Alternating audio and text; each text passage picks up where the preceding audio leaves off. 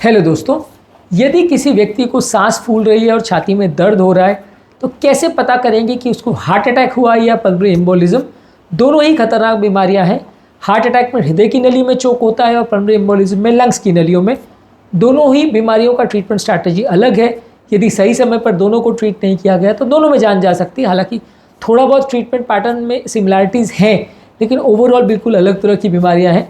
तो क्लिनिकली घर बैठे हम कैसे डिफ्रेंशिएट कर सकें कि एम्बोलिज्म है या हार्ट अटैक, क्यों ये इंपॉर्टेंट है और क्या इस स्ट्रैटेजी की फैलेसीज है, ये सारी चीज़ों को आज डिस्कस करेंगे ताकि एक बेसिक अंडरस्टैंडिंग डेवलप हो पाए कि एम्बोलिज्म में और हार्ट अटैक में क्लिनिकली क्या फ़र्क है।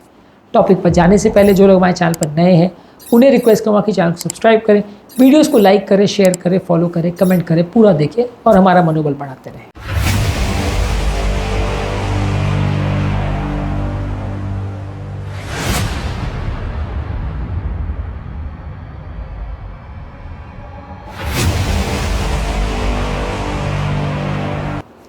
सबसे पहले छाती में दर्द की कैरेक्टरिस्टिक पे बात करेंगे। ज़्यादातर हार्ट अटैक के केस में तेज़ छाती में दर्द होता है, एम्बोलिज्म में दर्द कम होता है। हार्ट अटैक का पेन बाएं हाथ की तरफ जाता है, बाएं हाथ में झुनझुनी पैरास्थीसिस वगैरह होते हैं, जबड़े की तरफ दर्द जाता है। छाती में भारीपन या कोई प्रेशर दिया हुआ ऐसा लगता है। ज़्यादातर इस तरह के अगर फीचर्स मिल रहे हैं तो वो हार्ट अटैक को सजेस्ट करेगा। पसीना वगैरह बहुत आता है।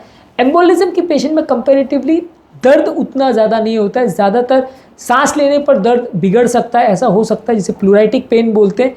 ज़्यादातर ये जो दर्द है वो उतना सीवियर नहीं होता। हार्ट अटैक वाले पेशेंट में कंपेरेटिवली ज़्यादा सीवियर दर्द देखा जा सकता है। बाएं हाथ की तरफ आता हुआ दर्द देखा जा सकता है, पसीना झुनझुनी घबराहट वगैरह हो, ऐसा हो सकता है, जो कि एम्बोलिज्म के पेशेंट में यूजली नहीं होता है। यदि इस तरह का दर्द का पैटर्न है जो कि हार्ट अटैक को मिमिक कर रहा है तो आप सोच सकते हैं व्यक्ति को हार्ट अटैक है।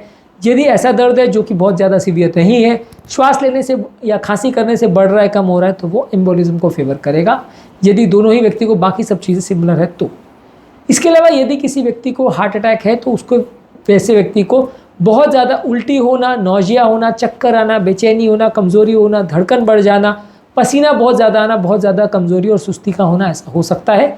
एम्बोलिज्म वाले पेशेंट में श्वास बहुत ज़्यादा फूलेगी, दर्द कंपेरेटिवली कम होगा, खांसी बहुत ज़्यादा होगी, चक्कर उसमें भी हो सकता है। हृदय की गति एम्बोलिज्म में ज़्यादातर बढ़ी हुई ही मिलेगी, जबकि हार्ट अटैक में वो बढ़ी या घटी दोनों हो सकती है, नॉर्मल भी हो सकती है।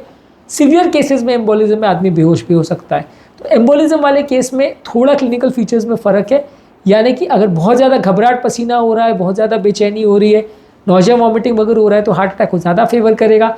हृदय गति अगर बढ़ी है और व्यक्ति को सिर्फ सांस ज़्यादा फूल रही है और कभी कभार अगर चक्कर वगैरह आते हैं तो वो एम्बोलिज्म को ज़्यादा फेवर करेगा। रहा सवाल रिस्क फैक्टर्स का।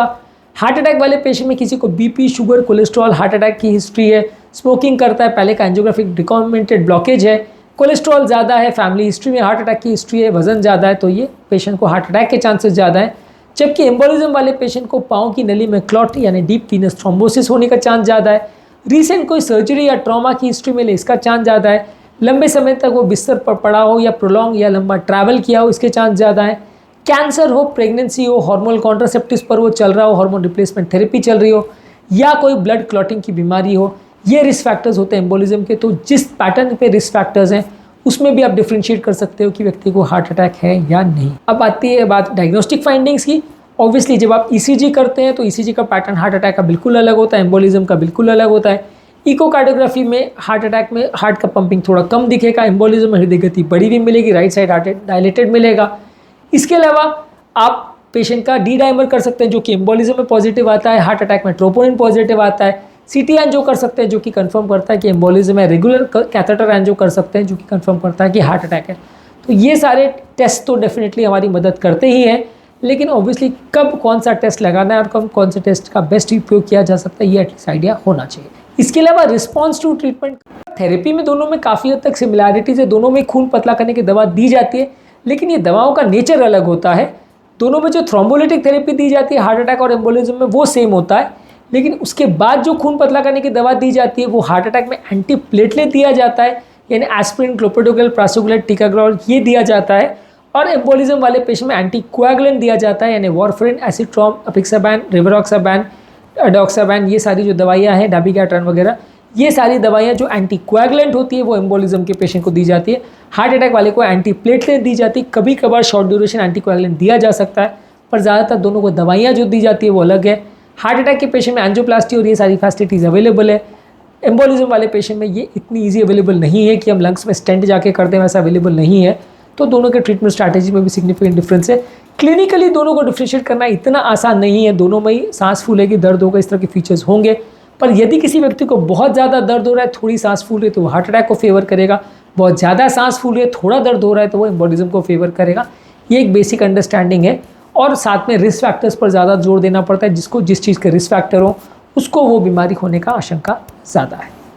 उम्मीद करूँगा कि आज के टॉपिक में आपको कुछ बेसिक आइडिया मिला होगा कि हार्ट अटैक और एम्बोलिज्म की बीमारियों में हम कैसे डिफ्रेंशिएट कर सकते हैं, क्लिनिकली कैसे उनको हम आइडेंटिफाई कर सकते हैं। यदि आप एम्बोलिज्म के बारे में जानना चाहते हैं या हार्ट अटैक के बारे में जानना चाहते हैं, इनकी ट्रीटमेंट पैटर्न पर जानना चाहते हैं या डायग्नोस्टिक टेस्ट पर जानना चाहते हैं, तो दोनों पर ही हमारे पास डिटेल प्लेलिस्ट अवेलेबल है। सारे टॉपिक्स आपको मिल जाएंगे, जांचों से लेके इलाज से लेके सब कुछ आपको मिल जाएगा हमारे चैनल पर। ज़रूर चेकआउट करें। उम्मीद करूँगा कि आज के टॉपिक में कुछ नई बातें जानने को मिली होगी। जो लोग हमारे चैनल पर नए हैं उन्हें रिक्वेस्ट करूँगा कि चैनल को सब्सक्राइब करें, वीडियोज़ को लाइक करें, शेयर करें, फॉलो करें, कमेंट करें, पूरा देखिए और हमारा मनोबल बढ़ाते रहें।